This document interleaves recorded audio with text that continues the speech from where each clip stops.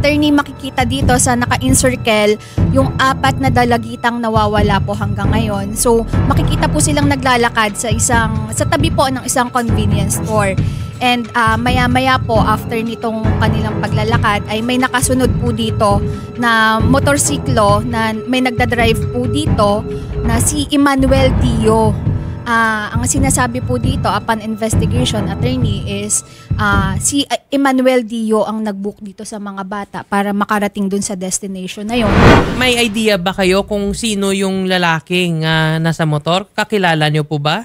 Wala po ako. Hindi ko po kilala, sir. Attorney, yung kasi po, nabuksan yung account ng anak niya po, yun po yung lalaking nag-book sa rider po na para ipasundo po sila.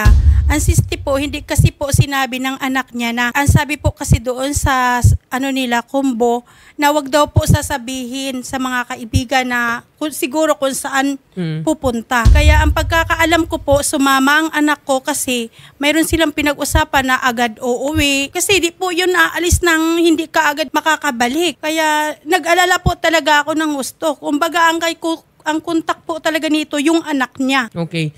Itong yung anak niyo, ma'am, sila ay magkaibigan or mag-classmate sa mga school?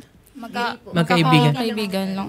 May mga trabaho na ba sila? Nung bago pa ako umuwi, nag-aral po siya ng kay kakagaling lang. Hindi na siya nag-aral? Hindi siya nag-aral, sir, at hindi ko rin siya pinipilit na magtrabaho. Ito, ma'am, si Ma'am Jameline Avoc, ma'am, student pa ba? Hindi po, may anak po, 7 months. May anak na siya 7 months. Hiwalay po sa asawa. Si Ma'am Perlandaya naman, saan po siya nagtatrabaho, ma'am? Sa bar po, sir. Sa bar? Opo. Diyan lang din ba sa lugar nyo, sa may Bulacan? Opo, sa Tangos po. Ito si Ma'am Jameline, hindi siya nag-work. Wala din. Si Ma'am Josie Gruta, ma'am, may work ba siya? Magkakasama po sila sa trabaho sa bar. Attorney, alam niyo po, silang po nga po nagsabi sa akin na ganun. Wala po kasi talaga kami buong pamilya alam. O kasi po kung alam po talaga namin na ganun sumama yung anak ko sa kanya, magagalit po kami. Yes, ma'am. Naintindihan namin yan. Magagalit po kami. Kaya nung ganito ng problema namin, sir, lumabas yung mga salita nila na sumama yung anak ko maganyan. Single mom po ako. Binubuhay ko po sila sa marangal na paraan, marangal na trabaho. Ito po si Ma'am Rachel Gregorio, 15 years old to. Nag-aaral pa ba to? Nag-stop lang po yan. Grade 7 po yung huli niyang pasok. Nag-stop na po 1 year. So, based ma'am sa sabi niyo sa kay Ma'am Luningning, so sabi niyo, ito silang 4 nagtatrabaho sa bar. Anong pangalan ng bar na yon? Haplos. May extra service po. Massage with extra service. Okay. Kasi, para sa mga viewers natin, under sa batas natin, especially sa mga labor code, no, hindi pwede mag-employ yung isang institusyon na less than 18 years. Especially dito, meron ditong 15 years old. So, papaimbestigaran natin yan yung haplos na spa kung nag-employ ng minor kasi illegal yan. Bale, po yan, sir? Bale, 2 branch po siya. Meron daw po dito sa Bukawi. Bukawi, Bulacan po. Meron din po nun. Tapos doon din po sila minsan pumapasok. Good afternoon, Sir Jason. Yes, sir. Good afternoon, attorney. Ano na po ba yung update dito regarding sa mga 4 na missing na mga babae? Yes, sir. Nung August 10, napuntahan po ng investigador natin yung barangay nila, ang barangay ni Emmanuel Dio. And sa barangay Batcha, Bukawi, Bulacan, nag-conduct po ng continuous investigation po para makakita pa ng mga CCTV footages sa area. And then dun po sa napag-alaman natin, yung Emmanuel Dio ang nag-book nga po ng motorcycle rider para i-ferry yung mga nawawalang kababaihan through Magno Prada. And then si Emmanuel Dio is using an Alden Alcantara account. Tapos nung nagpunta po tayo sa Barangay Batcha, nakausap ng ating investigador yung isang barangay tanod doon, and then sinomon ng barangay tanod yung kapatid ni Emmanuel Dio and pati din yung kanyang magulang, at nakausap naman nila yung magulang nitong si Emmanuel Dio, at ang sabi nga po mga ilang linggo na rin hindi nagpapakita si Emmanuel Dio. And then from that, ito pong number din ni Emmanuel Dio, itinry po nating kontakin and gumamit tayo ng device para malaman kung nasaan po yung location niya. However, hindi na po ma-detect ng ating ginagamit na instrument considering na yung phone niya ay naka-offline na po. And then, as far as I understand po, hinihintay na po namin ngayon itong pamilya itong mga magulang para po magsampa ng kaso laban kay Emmanuel Dio. And rest assured po na ako po ang hanapin nila, yung chief of police po, at papailan po natin ang kaukulang kaso itong si Emmanuel Dio. This case must be maybe a case of human trafficking. Kasi nga po, nagpa-promise ng ganito. And then sabi nyo nga po kanina, kung may minor de edad dito, definitely may violation of law. So we will just await for the families po para po ma-file ng kaso against Emmanuel Dio. Until now po, nasa Bukawi yung ating investigador para po mag-continuous po kung saan ng review ng mga CCTVs para malaman po natin kung nasan ngayon yung whereabouts ng mga babaeng hinahanap po natin. Sige, Sir Jason, thank you for that info. However, Yes, may nabalitaan kami na itong Emmanuel Dio ay namatay na nung August 10. Ito sir, ang nag-post yung nanay ni Emmanuel Dio na in loving memory of Emmanuel Masicampo Dio died August 10, 2025. No? Natagpuan daw siyang patay doon sir sa parang pier ng Pandeto, Bukawi. Baka pwede sir papaimbestigahan doon sir. Sige po, paimbestigahan po natin. Pero sa amin po kasi dito sa buong Bulacan, meron naman po kaming consolidation ng mga report every day. Wala po akong nabasa na merong natagpuang patay or napatay dito sa lalawigan ng Bulacan. Sige sir. So i-confirm po natin yun. Baka mamaya inaano lang ng magulang niya. Baka fake news lang yan para sabihin na yung anak niya ay patay na at extinguish na yung criminal liability. But never again, hindi naman po tayo papayag ng gano'n. Yes sir, tama yan. So possible din sir na anggulo na baka itatago nila. Pero sir, yes, if buhay pa itong si Emmanuel Dio, so papapuntahin namin itong mga nanay at saka mga kapatid ng mga missing na mga babae at saka kayo lang sir hanapin sir para maisampa na nilang kaso na to at saka mapabilis na din yung investigasyon at saka mahanap na itong mga apat na mga babae. Good afternoon po, Ma'am Raquel. Good afternoon din po. Kailan nyo pa ba huling nakausap itong brother nyo na si Emmanuel Dio? Nung 4 po ng gabi, mga alas 6 po yun. Hindi wala na rin po kaming contact sa kanya. Kasi nung 4 po ng umaga, nanghingi pa po yun ng padala kay mama ng 100. Kailan yun ma'am? Kailan? Anong petsa yun? August ano yun? August 4 po. August 4. August 4 ng umaga, nanghingi po siya ng padala, panggas daw po niya. Tapos po nung August 4 ng gabi, ng alas 6, wala na po kami ng contact sa kanya. Hanggang nung Agis po, nalaman namin na nakita po ang kuya ko sa Marilao po ng fish pond. So itong ma'am, yung kapatid nyo, so ano po ba yung trabaho niya? Pa-extra lang po, ma'am. Minsan po nag-grab. Minsan naman po nag-extra ng construction. Yung sa sinabi ni ma'am na natagpo ang patay, may mga pruheba ba kayo proof na siya ay patay na, katawan niya yon? Or may mga may mga proof? Yes po. Matulad po nung pants na gamit niya po ngayon. Tapos yung damit po. Tapos yung sing-sing po na malaki na may proof po na design. Tapos yung silver po. Yung katawan mismo, ma'am, nakita ba ng pamilya mismo yung katawan, na-identify ba yung body na siya nga mismo, yung kapatid nyo nga si Emmanuel Dio, tsaka patay na siya? Opo, na-identify po ng nanay ko. Nanay ko po mismo, nakakita po. Okay. Makipag-coordinate kayo, ma'am, Ma'am Raquel, dito sa kay ang Police Colonel Jason San Pedro, kasi para mapaimbestigahan itong kaso na to, since alam nyo naman, may 4 na mga babae na missing. At saka, yung suspect dito ay isa sa mga person of interest natin is yung kapatid nyo. So, makipag-coordinate kayo kay Sir Jason para matulungan din natin to, yung mga lumapit dito sa programa ni Idol Rafi, para hanapin yung kanilang anak at saka mga kapatid. Sige po.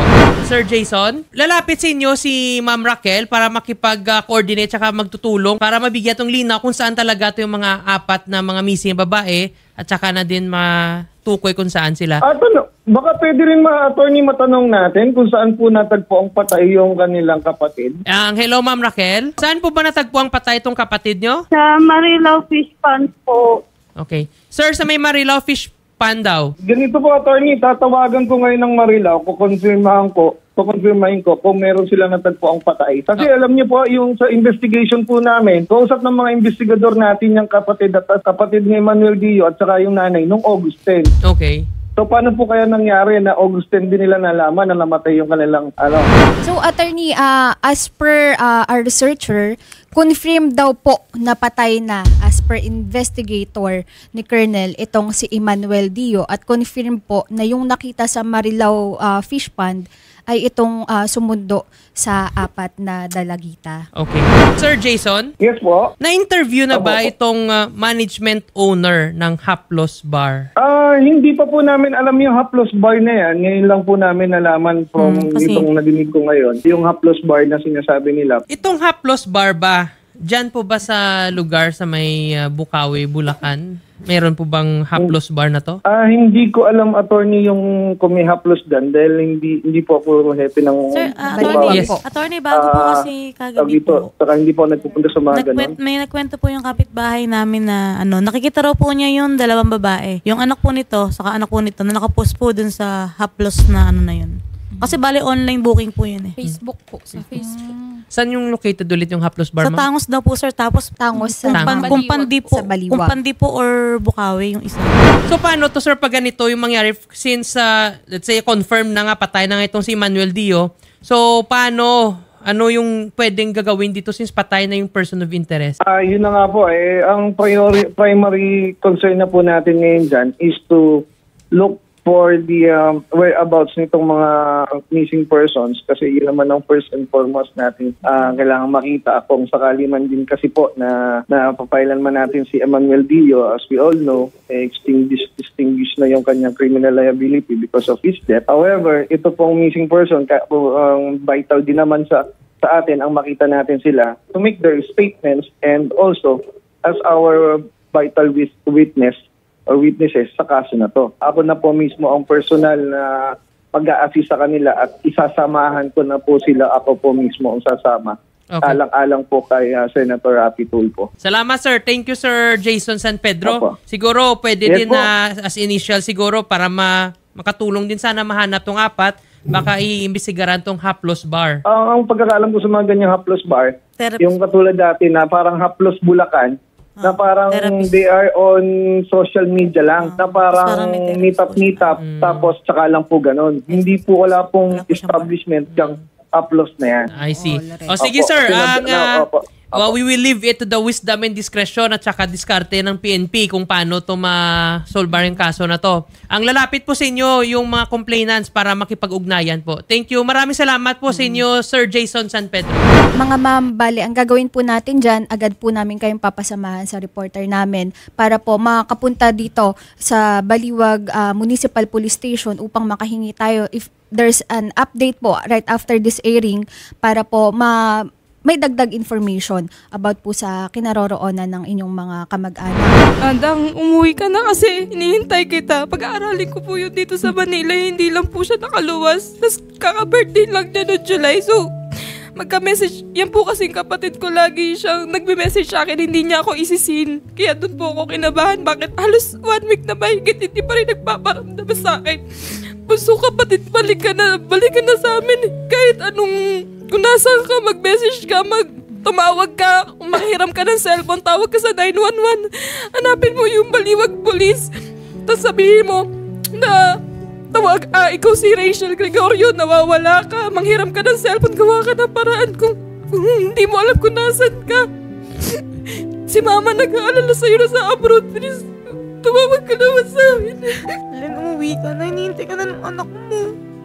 Si nanay, hindi na nakatulog. Lahat ng magulang dito, hindi mapakali sa inyo. Kahit isang-isa lang nag-text. Sabihin nyo lang na uuwi kayo, tapos kailan? Wala na Hindi na namin alam gagawin namin.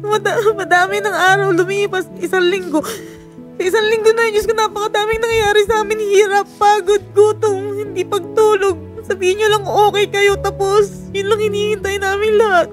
Para makapanti kami. Isang text lang na okay kayo, uuwi kayo sa gantong araw. Okay na yun. Hindi yung ganito. Kung nasaan ka man, umuwi ka na. Kaya umuwi ka na kung nasaan ka man, yung anak mo, kawawa naman. At yung mga kapatid mo. Kung nasaan ka man, umuwi ka na. Alam ko bang, naisip ka na hindi kami nagkulang pagpayo. Alam mo si mama lang nagtatrabaho. Sinasabi, kinukonsente kita, mga utang mo, binabayaran ko. Kasi wala ka pang pamilya. At sa tamang edad ka, obligasyon pa rin kita. Pero kung alam mo lang, ilang araw ako hindi nakapaghanap buhay. Yung kapatid mo nag-aaral pa ako, mga pamangkin mo, sila lola, lolo mo, may mga sakit, nag-aalala kami lahat, umuwi ka na. Lahat pinayo ko sa'yo, lumayo ka sa barkada. Kung gaano kasakit sa inyo, mas masakit sa akin dahil ako lang bumubuhay sa kanila.